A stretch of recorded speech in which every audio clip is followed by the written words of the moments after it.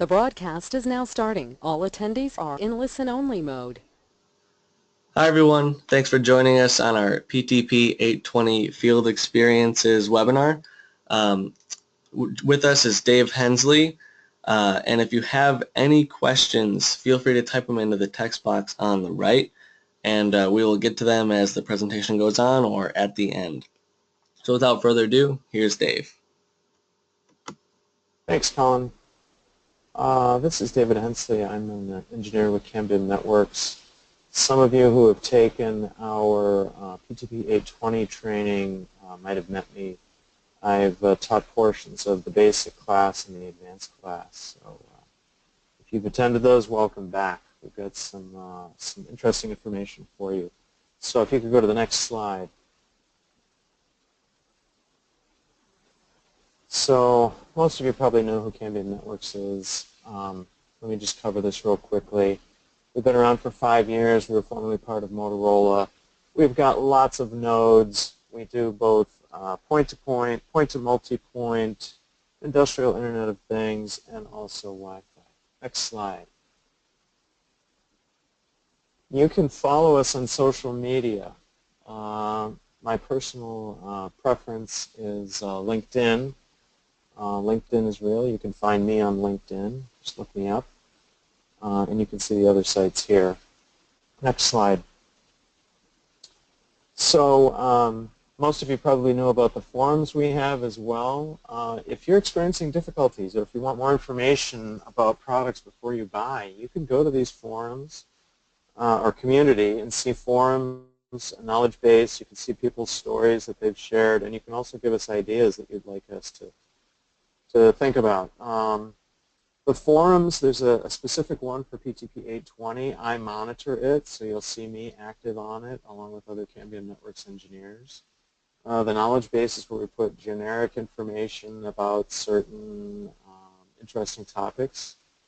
And again, stories are stories that you, our customers and users, have shared about our various products.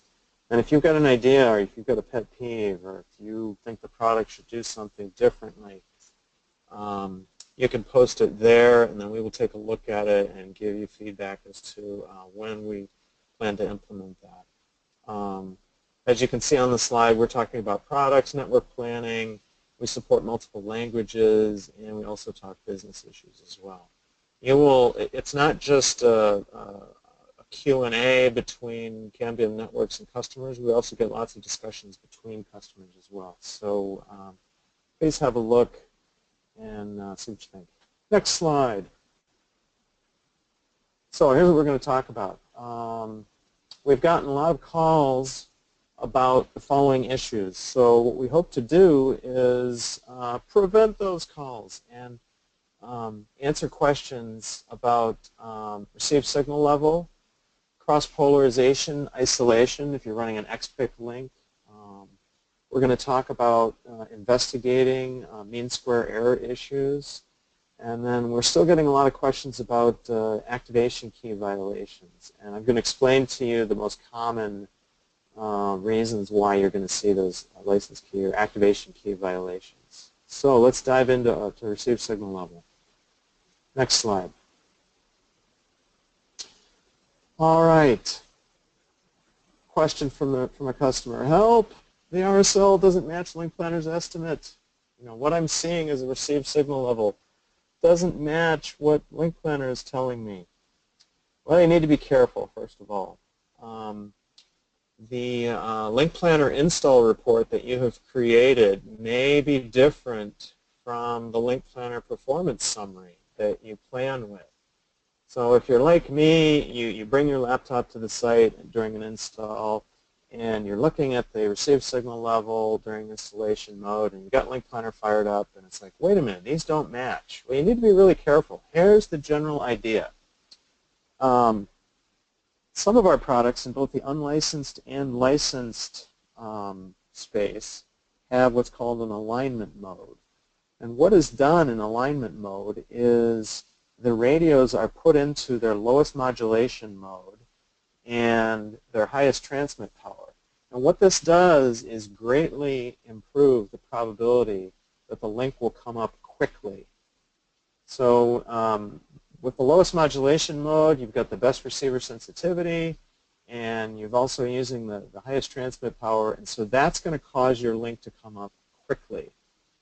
The problem is, when you're running Link Planner, you may not have put your Link Planner into the lowest modulation mode and therefore the highest transmit power.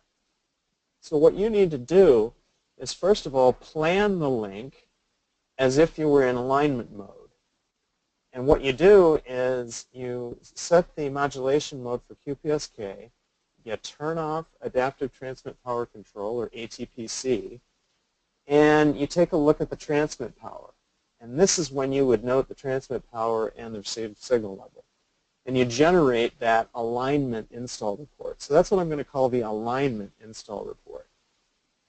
The next thing you can do if you want, you don't really have to, is an operational install report. And this is what you would see during operations.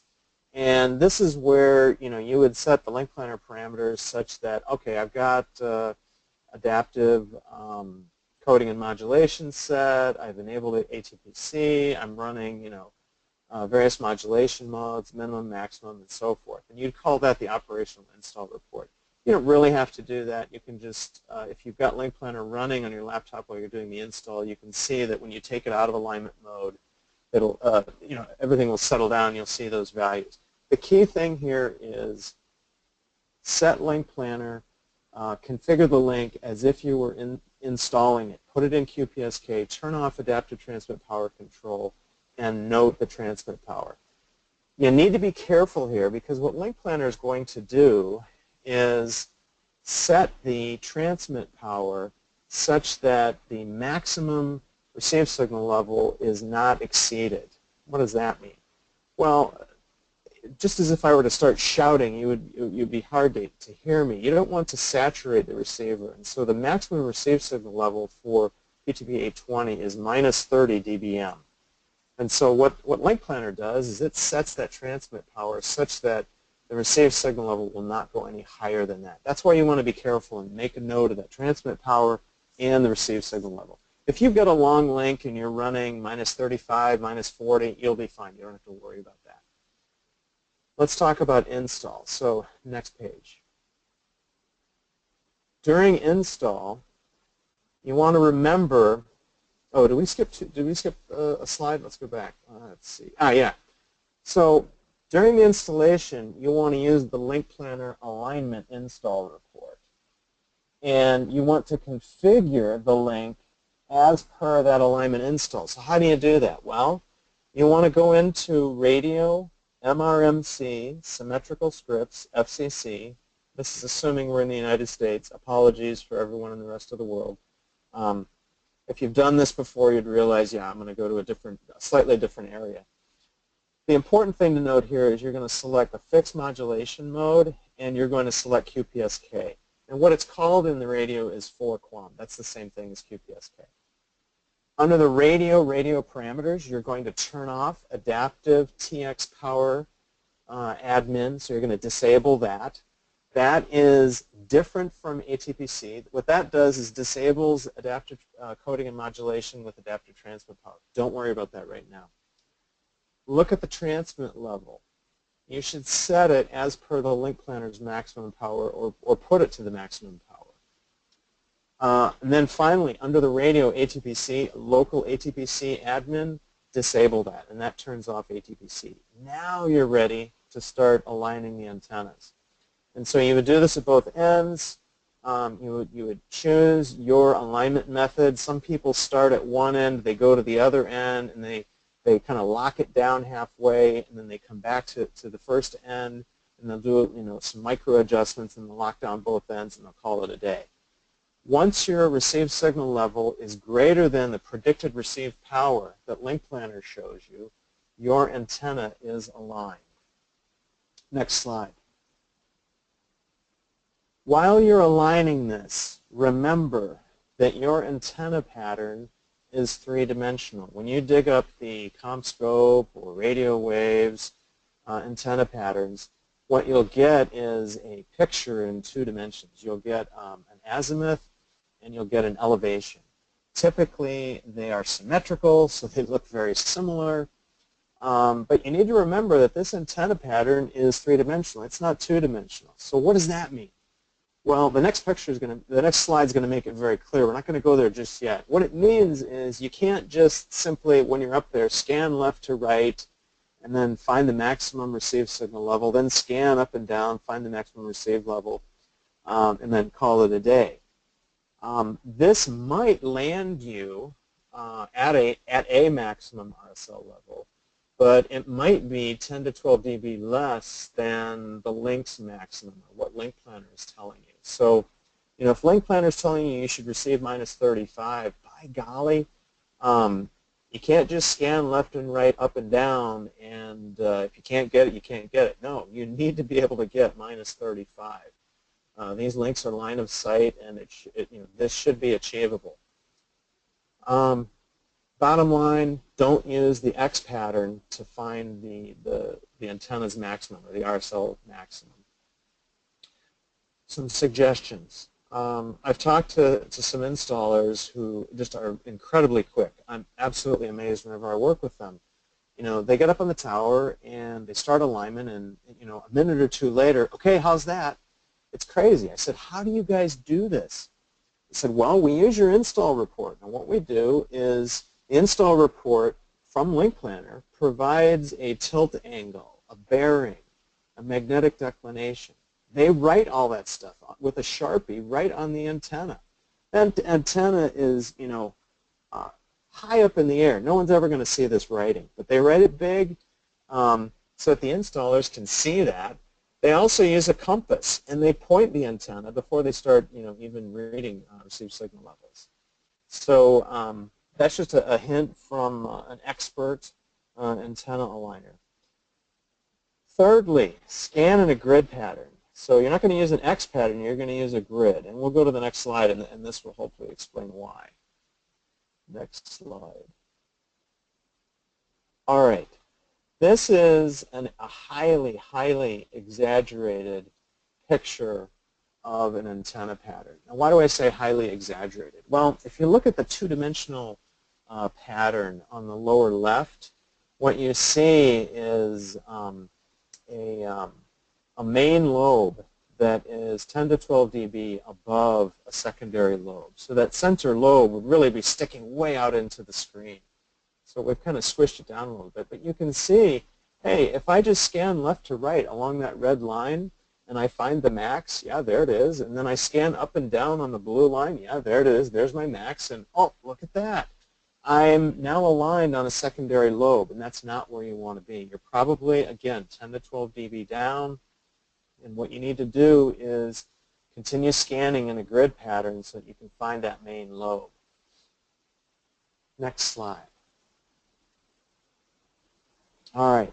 Once you've got the antenna aligned, you know, both ends of the link are in QPSK, you're at maximum transmit power, and you're happy with the alignment and the installers have locked on the antenna, then what you do is you are going to reconfigure the radio for an operational mode.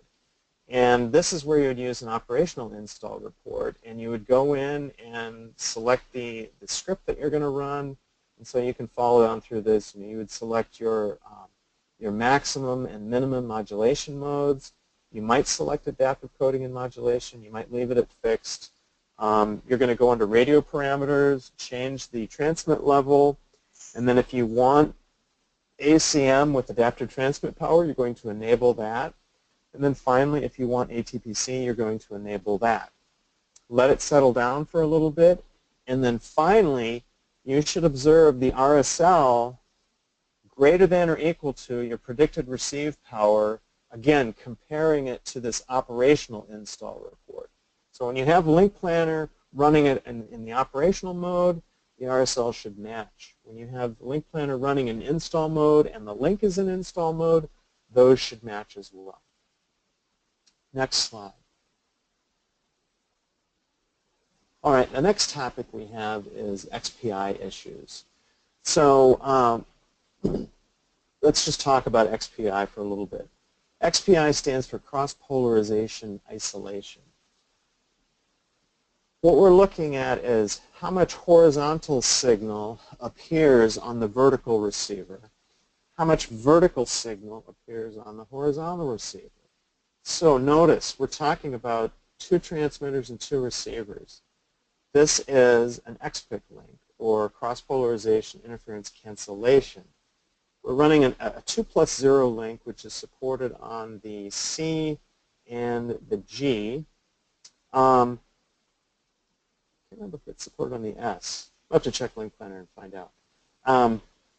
In any case, you have a direct mount or a remote mount. You've got, let's say, a C, and it's got two ports. One is vertically polarized, the other is horizontally polarized. And those two ports connect to the antenna, and the antenna has to be able to discriminate between the vertical and horizontal portions of those signals that are being transmitted, as well as the receivers. The receivers have to be able to discriminate as well. The radio will actually tell you what the XPI is, and our recommendation is, if you look at the very last bullet there, is that the XPI should be greater than or equal to 25 dB.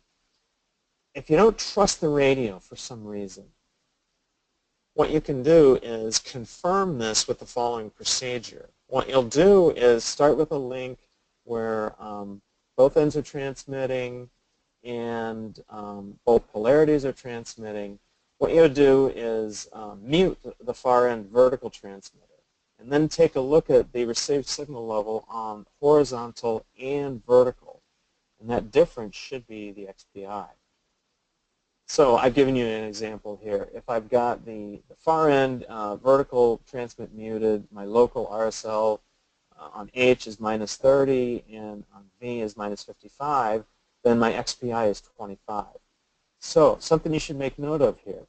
Even though the vertical is not transmitting, even though the horizontal is transmitting, the vertical is not transmitting, the vertical receiver is still receiving signal from the horizontal.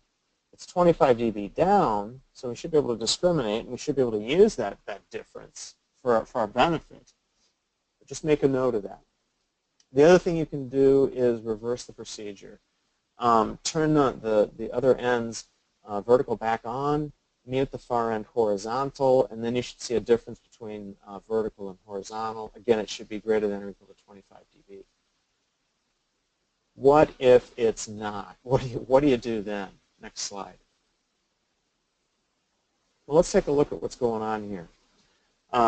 You can see here, I've kind of drawn a crude drawing here where the vertical is not aligned with the vertical, the horizontal is not aligned with the horizontal. What I've got here are a vertically polarized signal and a horizontally polarized signal, and that little box there means that they're 90 degrees apart.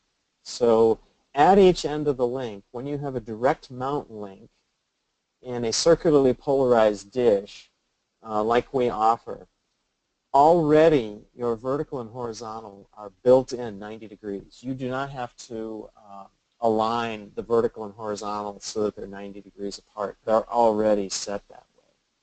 What you do have to do is make sure that the near end and the far end are aligned with each other. You want the vertical to be exactly parallel to the vertical at the far end, and you want the horizontal to be exactly parallel with the horizontal at the far end. So on the left, we have an example where they're not aligned, and on the right, we have an example of where they are aligned.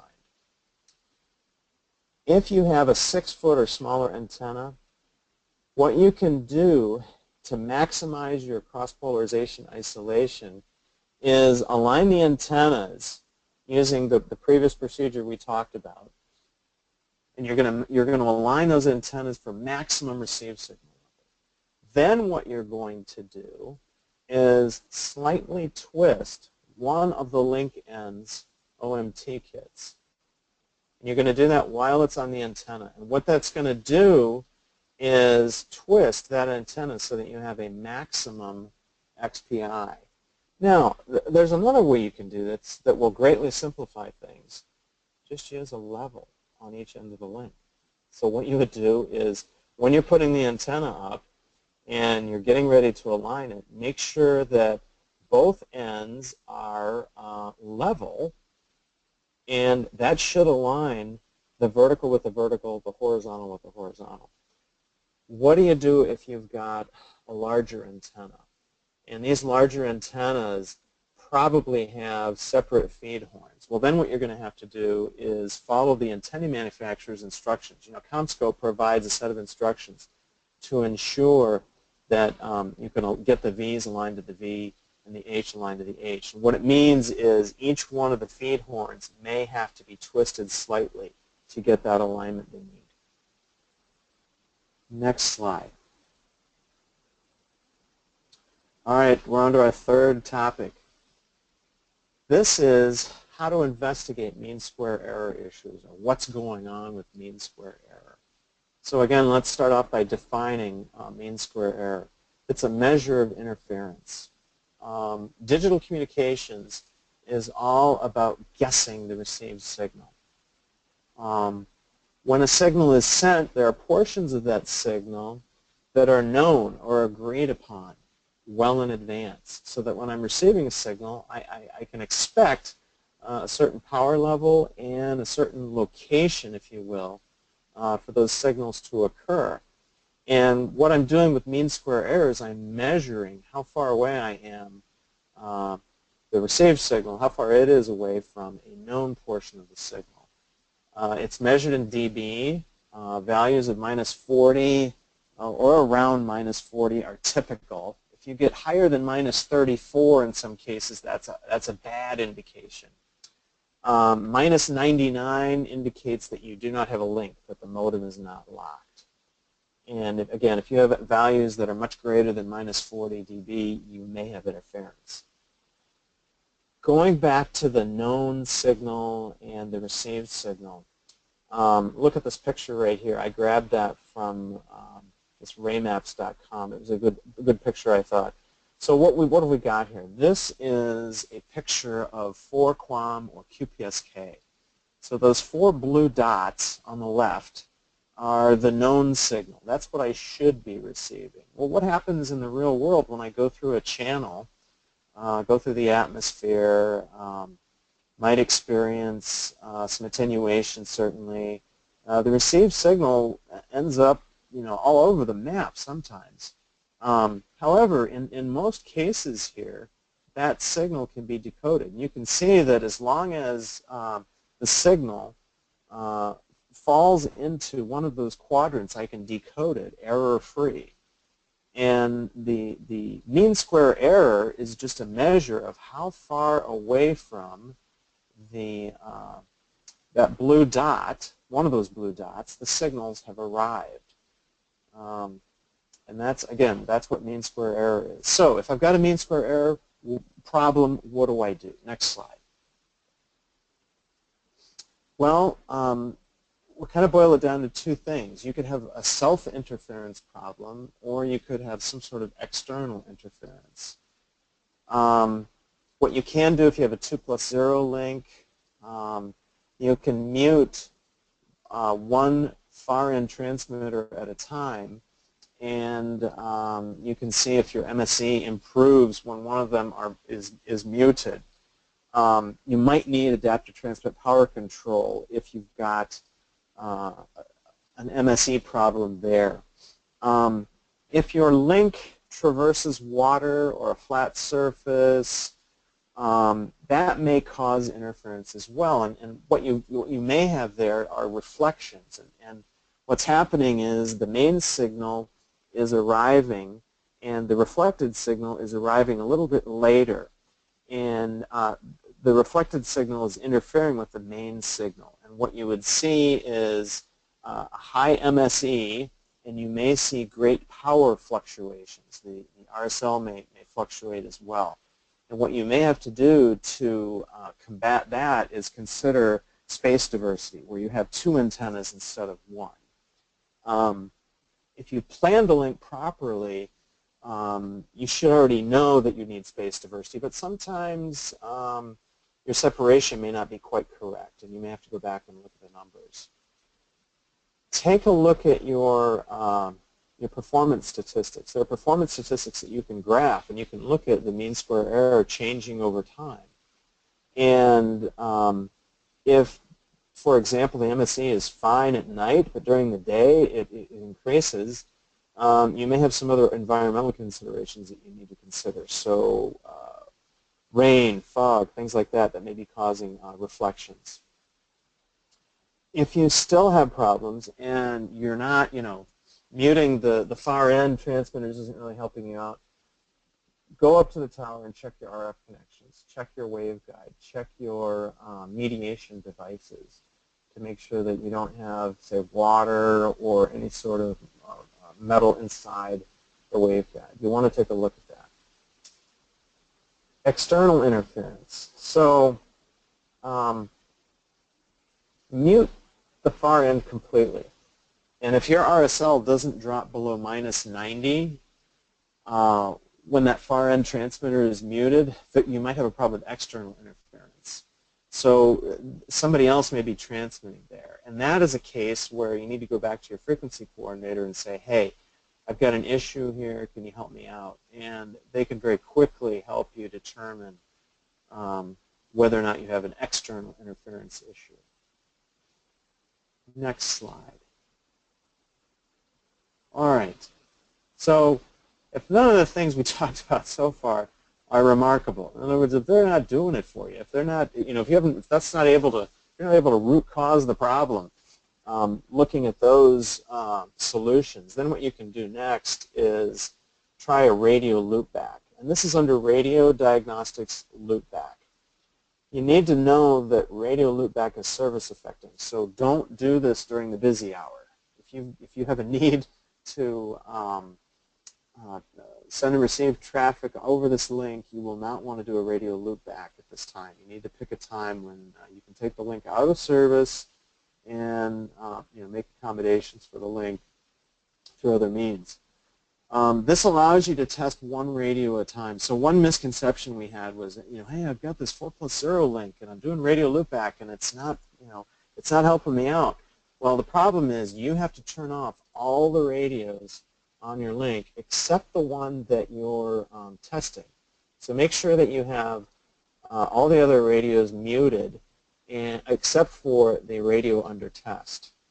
Once you've met that criteria, notice that the loopback provides about 60 to 70 dB of attenuation. You should get good mean square error, i.e. -40 or below, and you should get 0 defective blocks over a period of time. We typically let these run for a couple of minutes, perhaps 15 as well. What you'll want to do is set the transmit power to maximum, select radio loopback, and then watch. Just see what happens. If the transmit power, if your max transmit power is 22, then your received signal level should be about -38 to -48 dBm. And your mean square error should be -40 or lower, and you should have 0 defective blocks.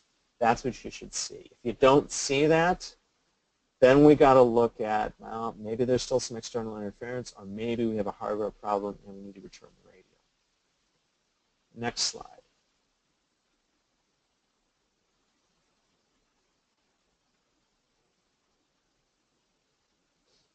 All right, so we are still getting some calls about activation key violations. What does this look like before we go any further? You're in the radio, you're trying to get it up and running. All of a sudden, everything turns yellow, and you can't do anything without having to click OK to a warning. Here's what may be going on. To find out, you need to go to Platform, Activation Key, and the Activation Key Overview. So the Activation Key pages, one of them is an overview of everything that the radio can do, and it's a summary of what you've purchased. And it also tells you what you haven't purchased. So this is where you go to find out, hey, what's wrong? The other page is just the page where you enter the activation keys to enable the features. So again, at the top of that page, there will be a thing called feature usage, and that's what you're actually using. Now, what does it mean to use something? Well, what that means is you have set the radio, for example, to adaptive coding and modulation, and you want to peg the fun meter and run it at 2048 QAM, and you're going to use 3 Ethernet ports. You're going to use 3 gigabit Ethernet ports. If you've provisioned the radio to do that, set up your Ethernet services to do that, and enable the ports, that's what will show up under feature usage. Under feature credit is what you actually paid for, or what you've licensed, or what you've enabled via an activation key. And so if there is a violation, that means that you're trying to use more than you paid for. And let me just take a little sidebar. I've briefed many people on the features of this radio, and a CEO of a wireless internet service provider just stopped me and says, "Dave, you're killing me. We've got too many license keys." And it's true, we do have a lot of license keys, but what this enables us to do is provide you with only the features that you need. The way the activation keys are set up is you can go into demo mode and you can try before you buy. You've got a 60-day window, and that's not 60 calendar days, that's 60 powered up days, which is actually quite a bit longer if you creatively turn things on and off, go in and out of demo mode. This allows you to buy only what you need. You're not buying features that you don't need. So life is full of trade-offs. All right. The most common complaint that we see is the Ethernet port usage has exceeded. Why do we see that? Well, notice that all of the S and C radios, when they ship from the factory, they have all their Ethernet ports enabled. This is a problem if you're only going to use one Ethernet port, because what will happen is for those other 2 Ethernet ports, it's going to complain. So what do? You go under Activation Key Overview, you confirm that it's complaining about that, and then you go into Platform Management, Interface Management, and you disable the unused Ethernet ports, and your license violations will disappear. What about the G? Well, we're all about consistency, aren't we? Unfortunately, the G radios ship with all the Ethernet ports disabled. So here's what's going to happen to you. You're going to go in, you're going to get the radio link up, you're going to align, you're going to set the modulation mode the way you want, and then the link is up. It's a beautiful thing. Then you're going to enter your Ethernet services on both ends of the link, and you're going to connect your test set to each end of the link and try and pass traffic, and you're going to find out, hey, it doesn't work. Well, what you have to do is enable the Ethernet port to actually use the Ethernet services on the radio. So it's a little bit different. The S and the C ship with all Ethernet ports enabled. The G's ship with them disabled, so you have to actually enable them. And you probably, you won't complain about this activation key violation with the G. We've asked development engineering about why they do this, and haven't gotten a good answer yet. So this may be changing. We maybe get some form of consistency. Now we got to decide, well, do we ship them with all of them enabled, or do we ship them with all of them disabled? So stay tuned. Next slide. This is, I believe, the last slide of our webinar. This slide shows you what the activation key overview page looks like. So when you first log in, you're going to be at that main view up in the upper left-hand corner. You're going to left-click on Platform, left-click on Activation Key, and then you can see you've got 2 pages there. One of them is the key configuration. That's where you would enter your license keys or activation keys to enable features. And then the last one is the overview page. This shows you, again, what you're using, what you've paid for, and where there's a potential violation. So let's just look at this gigabit ports that I was talking about. If you look at line number 17, I know it's in a font for the young, but bear with me. Line 17, gigabit traffic ports, quantity. And this is just the allowed number of gigabit Ethernet ports. So out of the box, you're allowed 1. And on this particular radio, they have enabled 1, but they have a license key that's given them credit for 3. So they're okay. 3 is greater than 1. Everything's happy.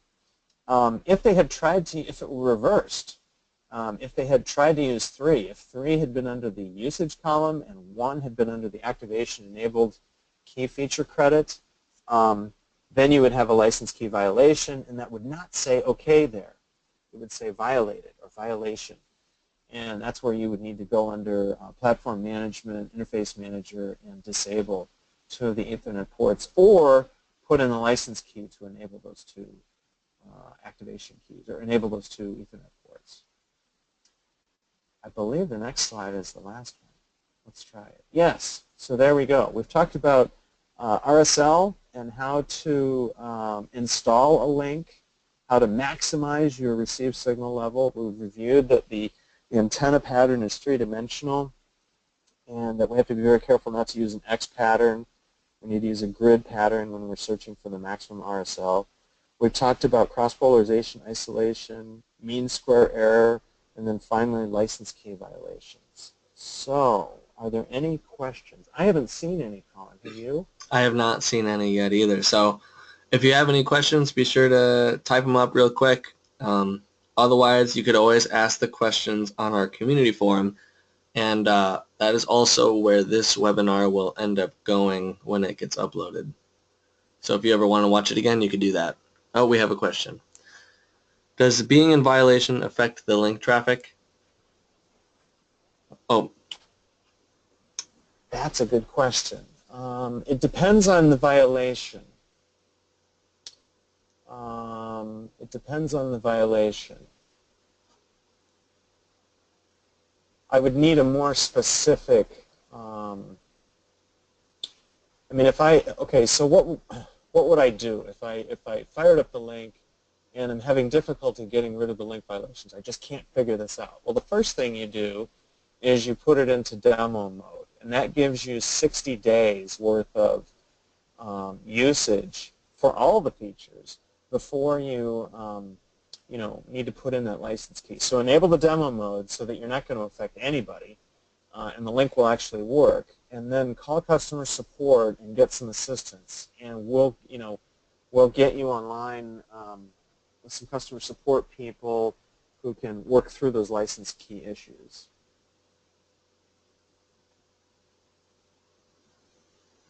Any other questions? Same guy. Does the radio's QAM fall back if it's idle, i.e. no traffic? Does it run at QPSK? No. If you set it to, well, first of all, if you set it to fixed modulation mode, it runs at whatever mode you've set it to. So if you set it to QPSK, it's going to stay at QPSK. If you set it to 2048, it's going to operate at 2048. So if it's fixed, it's fixed. That should be obvious. If you set it to adaptive coding and modulation mode, and you select a certain script, and let's say you just peg the fun meter and you want to see what this radio will do, and you put it at 2048 as your max and QPSK as your min, then what the radio will do is it will attempt to run at the fastest modulation mode possible. The downshifting and upshifting are not traffic dependent, however. It's based on a combination of things: the received signal level, the quality of the signal, the mean square error. If I've got a high mean square error on a particular modulation mode, if I downshift, typically that gives me a better chance of having a better mean square error. And so what I'm doing is I'm changing modulation modes based on my received signal level and the quality of that signal. I am not upshifting or downshifting based on the offered load. We do have other products, unlicensed products, that do something like this, but the 820 does not do that at all. Good question. Any other questions? Not really, not yet at least. So we'll give it, let's say, another 30 seconds, and then if we don't get any other questions, we could just end the webinar. And if you think of questions later, you can put them up on the forum. Like I said before, I monitor the forum, and I'll get those questions. We've got other guys who are monitoring it as well. The tough questions, we have a discussion. It starts to get highly entertaining, at least from our perspective. And then we get answers out very quickly. Yep. And if you're so here's another aspect of the forum. Some customers do not want to, for whatever reasons, valid reasons, do not want to publicly comment on the operation or let anyone know that they have questions. You can always, always, always contact customer support via an email or a phone call. We've got 24/7 customer support. It's free. And if the question is tough, and many of these questions are tough, they will escalate. We have an escalation procedure. And you can get through to me that way as well if you have a very, very difficult question. But the customer support guys are good, they're excellent, and they're very responsive. So if you don't want your questions to be public, we certainly understand why you might not want to do that. We'll call customer support, and they will help you. All right. Well, thanks for the presentation, Dave. It was very good. And Thank you. if you want to see this webinar in the future, it'll also be on our on the community page. Okay.